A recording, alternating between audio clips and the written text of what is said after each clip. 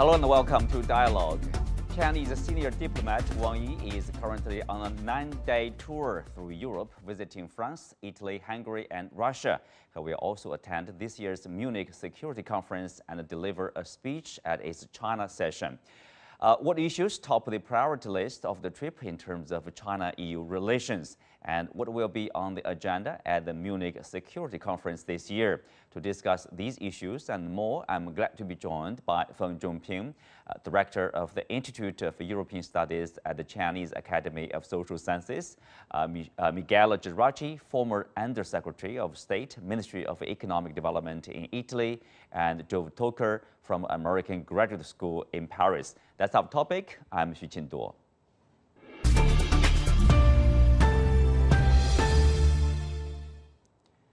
Welcome to the discussion. Zhongping, I will start with you. Tell us, what's Wang Yi's trip about?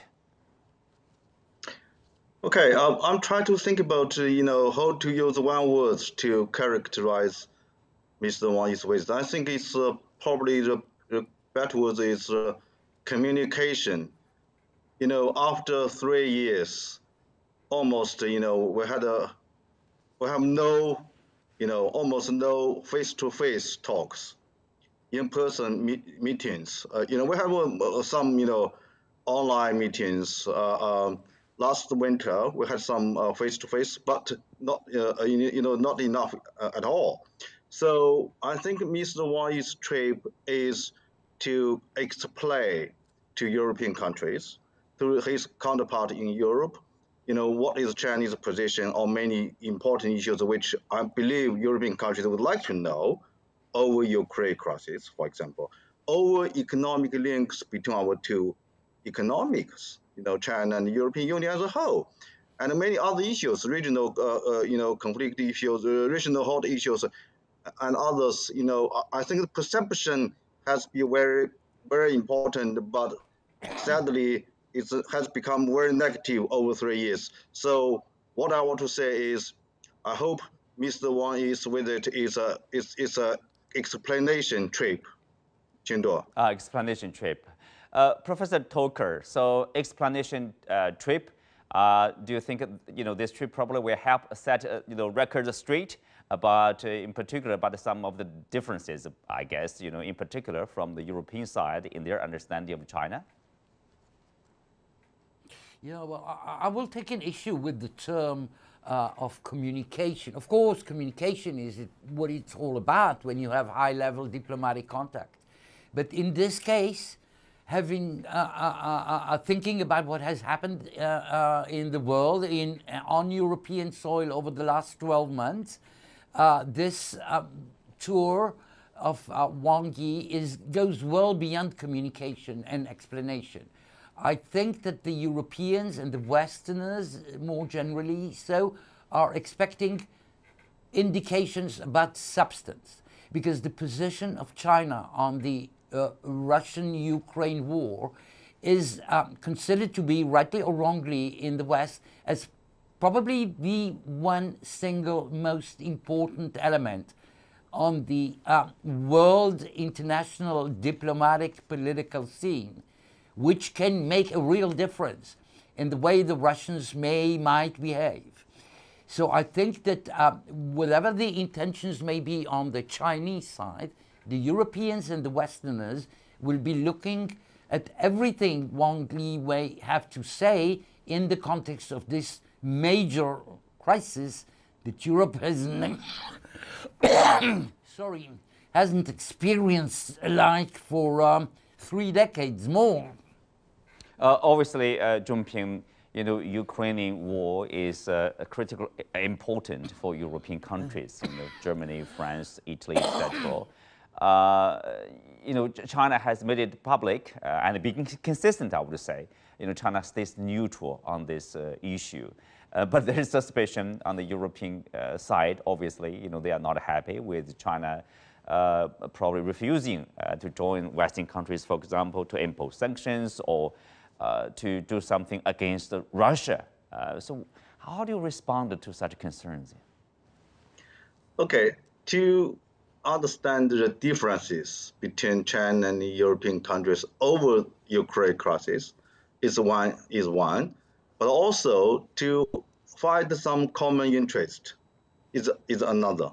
I mean, obviously, Europeans understand, China's position over this is different is different from that of their countries. In the past, our Italian colleagues say, almost 1 year. But I realized all these European countries know what to talk with China, not because they want to change China's position. I think nobody have the illusion, say China will stand on the side of European countries over this war.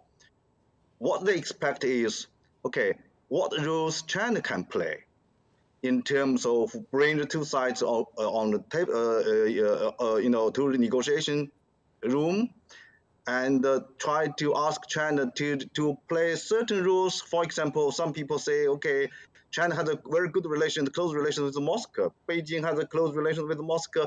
Why does not China try to, influence the decision makers in policy makers in Moscow?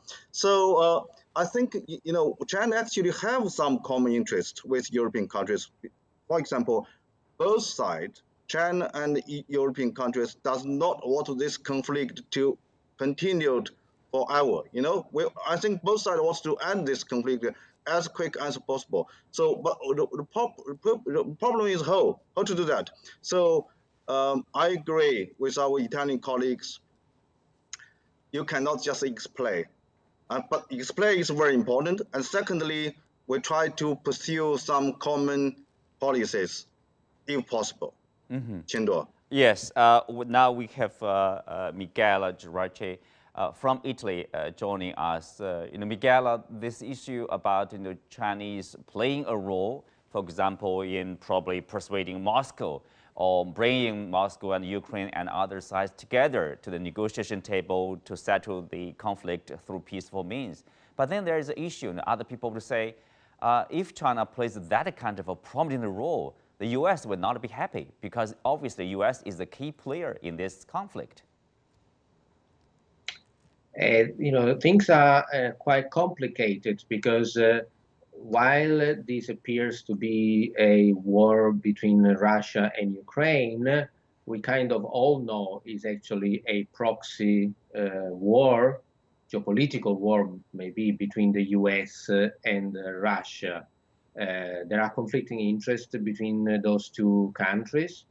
We have to accept that the U.S. sees its slowly eroding geopolitical and economic dominant position in the world as a security threat. That's how the U.S. government thinks, that if you do not dominate economically the world, then you put at risk your own security.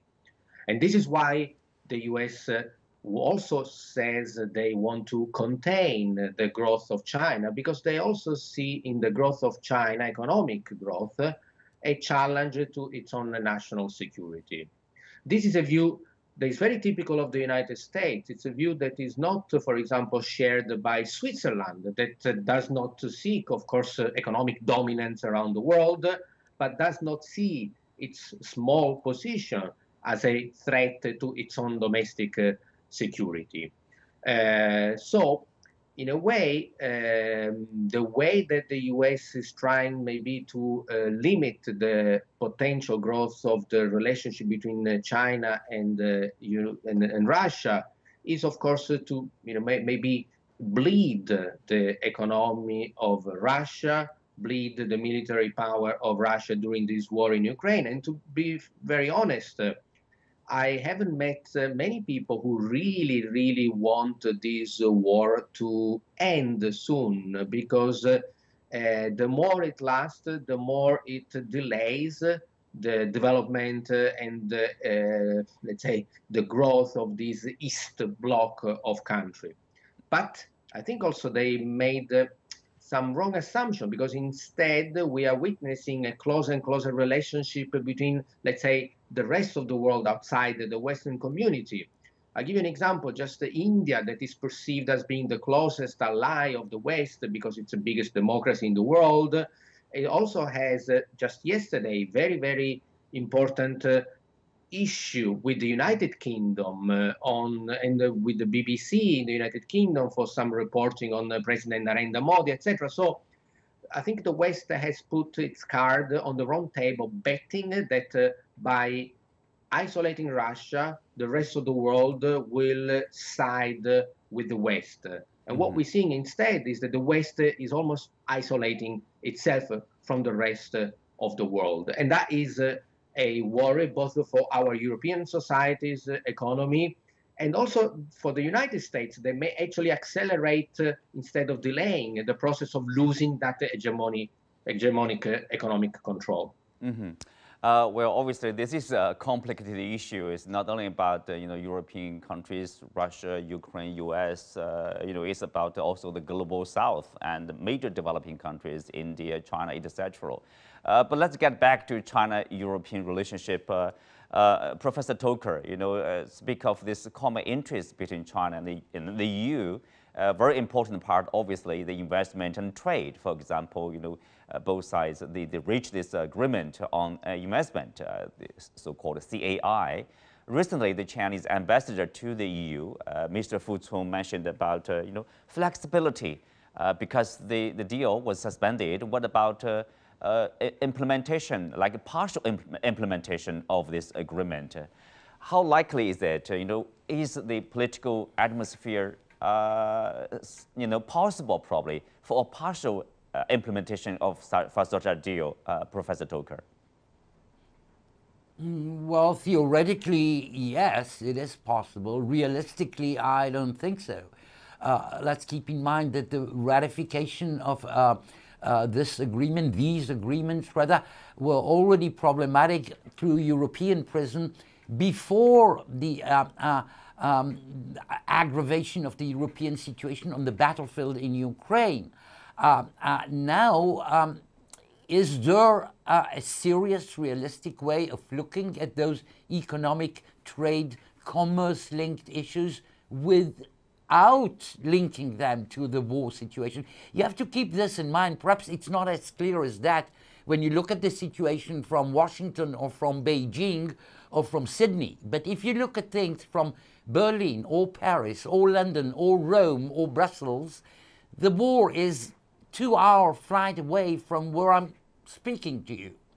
So the European aspect of the shock when the Russian invasion took place almost 1 year ago, and the way things have developed are so dominant in the way political leaders, public opinions, media think about the situation that you cannot dissociate issues related to trade and commerce and cooperation and AI with the major issues.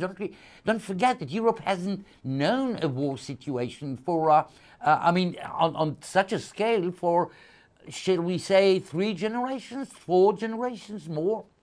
So I think that it would be unrealistic to believe that there's an efficient way of dissociating the Russian-Ukraine related issues with everything else, including trade issues, and about which there could be some progress done, underneath, if you wish, the main register point. But first of all, Europeans are looking forward to clarify what actually this new formula of no limits in the relations between Russia and China. This was the formula used by both President Xi and President Putin not such a long time ago. What does this no-limit formula actually mean?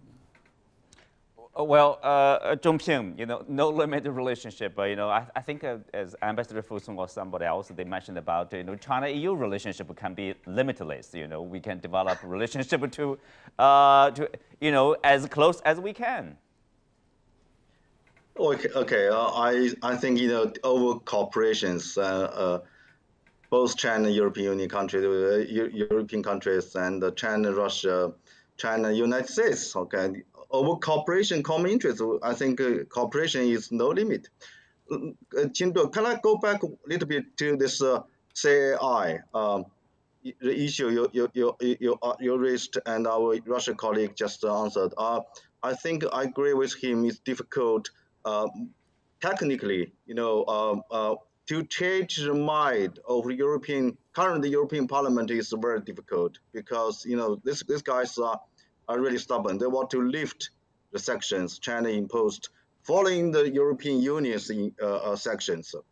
I must stress that point. Europeans imposed the sanction first. China, followed.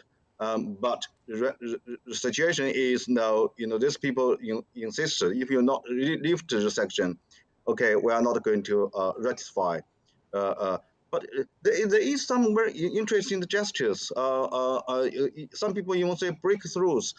It's not just Chinese ambassador Fu Chun raised this issue recently. Last December, early December, when the president of European Council, Michel, you remember Qingde, when he visited Beijing, Michelle.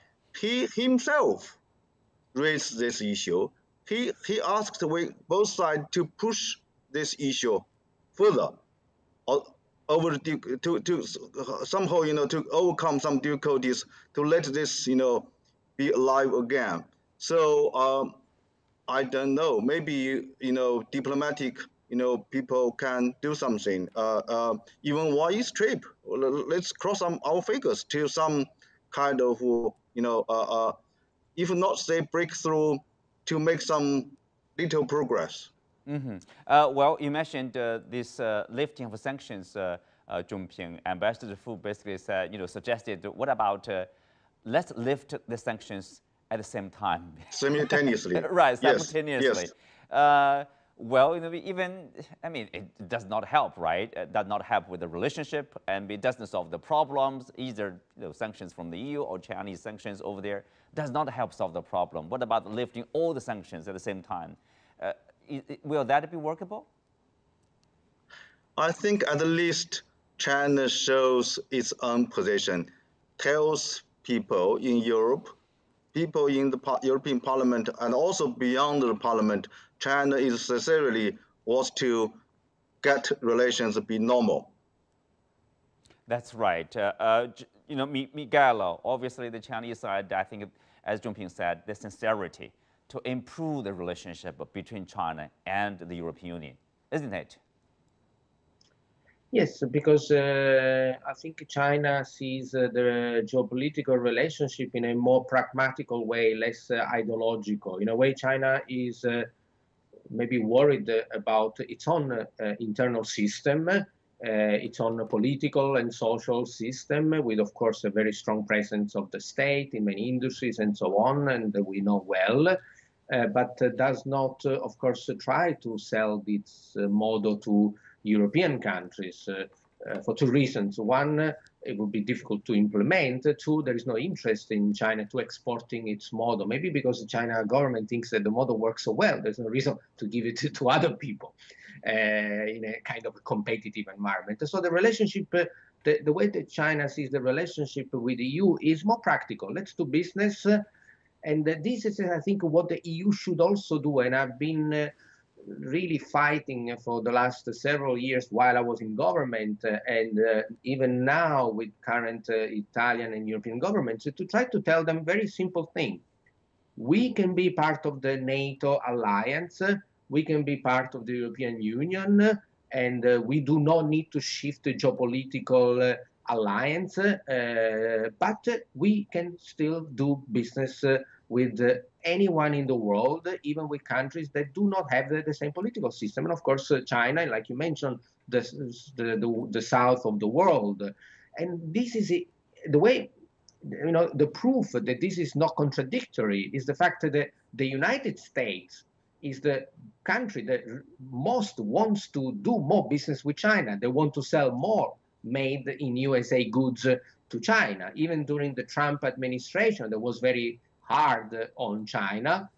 Its goal was not to impact or influence the Chinese domestic system, of course, although there were some people that saw that as a possibility. But it was to try to improve the trade balance between the US and China. So the US themselves want to do more business with China. France wants to do more business with China. Germany does already almost 180 billion of export, and Chancellor Scholz did go to China. So there is absolutely no conflict between being geopolitically aligned with a certain European, let's say, Western NATO, and still want to do business with the rest of the world. China understands that and does business with everyone, with Russia, who is at war, with India, with Vietnam, all countries where the geopolitical relationship is not perfect, but still does a lot of business. And so they would want to do more business with the US and with the European Union as well. Mm-hmm. Professor Toker, speaking of being practical of the Chinese diplomacy or the Chinese dealing with investment and trade, but if you look at the EU countries, for example, German Chancellor Scholz visited China, and the European Council President Michel visited China, and the French President Macron and Italian Prime Minister could come to China in the spring. So obviously they are talking about the relationship, and a major part of that is the investment and trade. And also, if you look at industry wise, business community, they are keen to come back to China since the reopening, to do business investment in China. But of course, sometimes at the government level, for example, for the German government, the foreign minister and the deputy chancellor, probably they have stressed more on the political side. Can we say, there will be like a flexibility or being practical in terms of Europeans' relationship with China?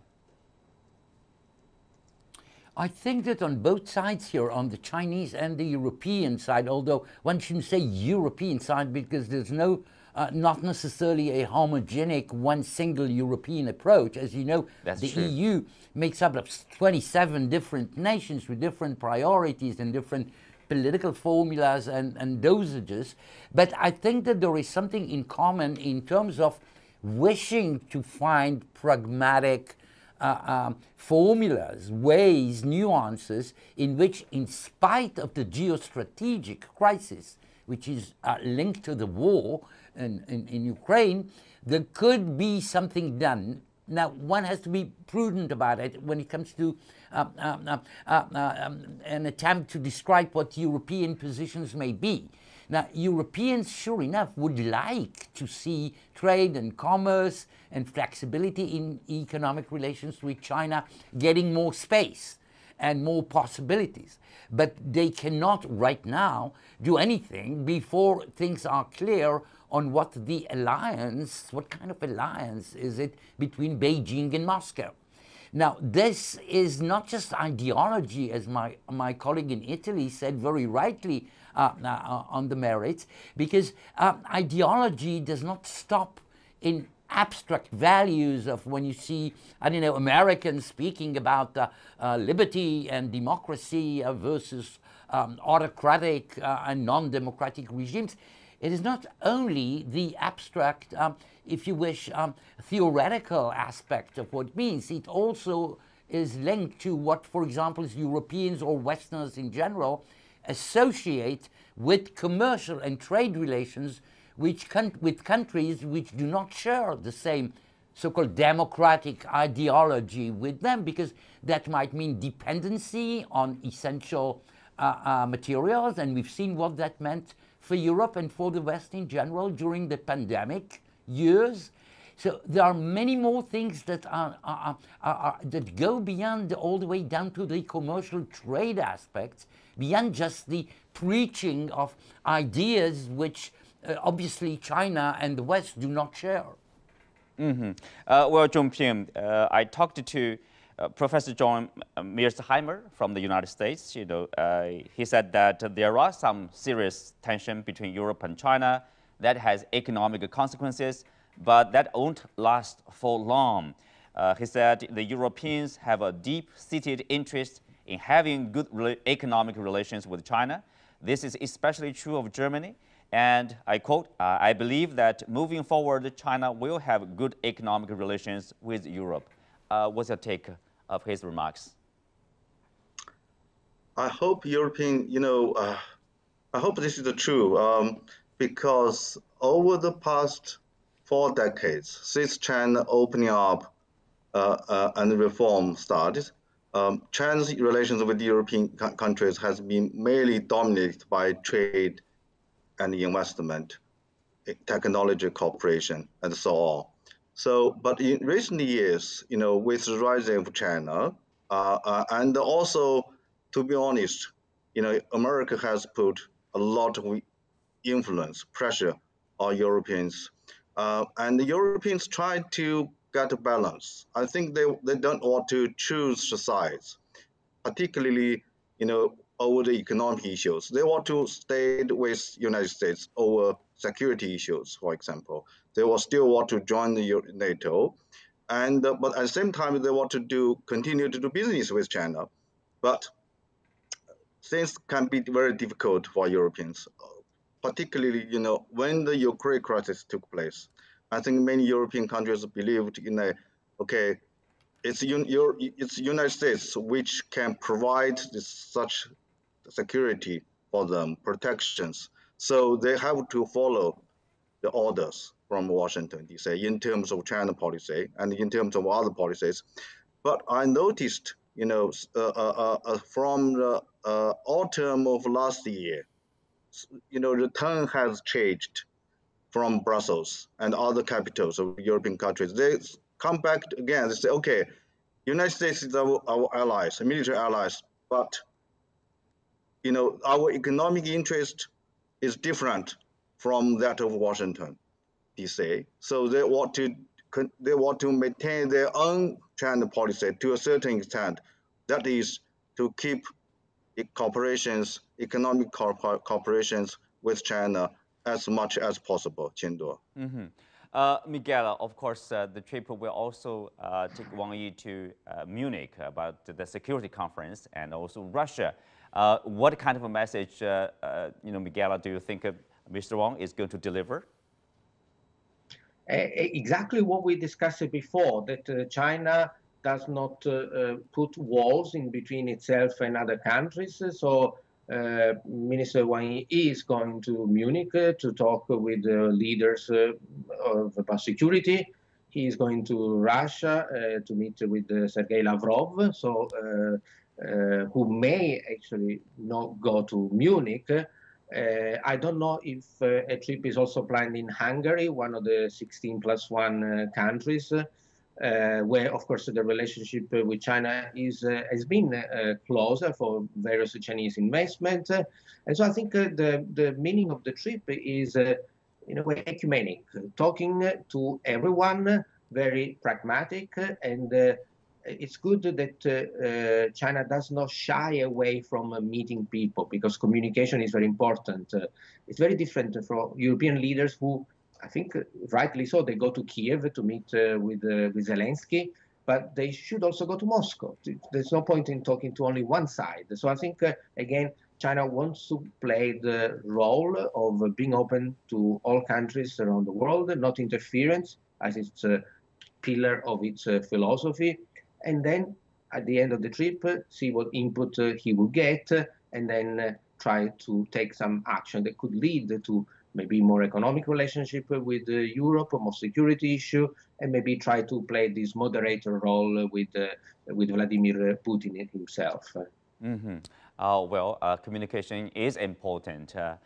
Seems we do agree. On that note, we concluded today's show. Many thanks to our guests. You can also find us on the CGTN app on YouTube. I'm Xu Qinduo. Thanks for being with us. See you next time.